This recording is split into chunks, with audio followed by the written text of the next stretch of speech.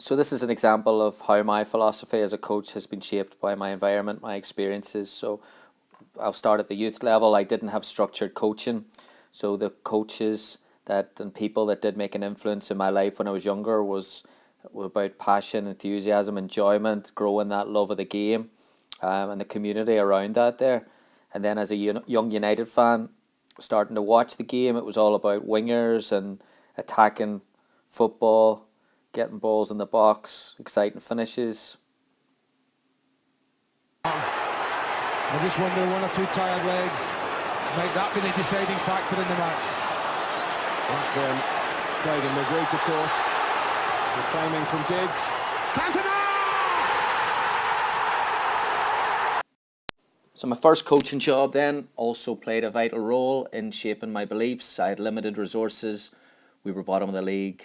We didn't have the luxury of bringing in players to replace them straight away, so we had to maximise what we had. So that shaped my views on player development, where I wanted intentional growth. I wanted to make individual development plans with players and put training programs in that could maybe accelerate that development. And then tactically, within the team framework, it's structured with organisation, emphasis on defensive. So we set ourselves to play a little bit of a lower starting position, so low blocks, highly disciplined, high work rate, efficient.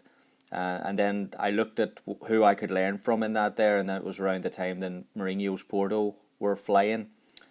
So I started taking a lot from them around 2004, and then other factors that influenced me were from my background in Ireland and growing up in County Tyrone. It was around the time that they were flying in Gaelic football, so I took a little bit from another sport, which was built on intensity, aggression, and Gaelic football was changing from fixed positions to overloads defensively, and it probably looks a little bit crazy here if you're not really aware of how the sport works, but this was at a time of 2004, 2005 where the game was changing, and I wanted my teams to play with this type of aggression and this type of commitment to work for each other. How could you get this into a soccer context as well?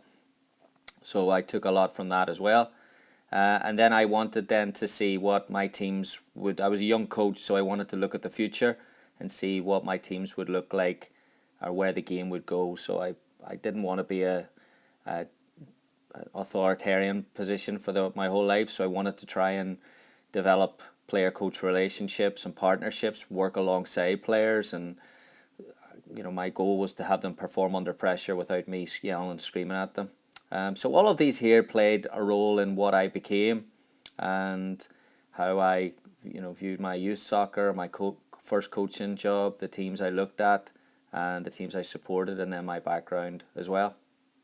And there you have it. My philosophy is built on a defensive structure with aggression, intensity, a high work rate, working for each other, width in the attack, forward thinking in terms of solutions, and then maximising every single resource I have available to me.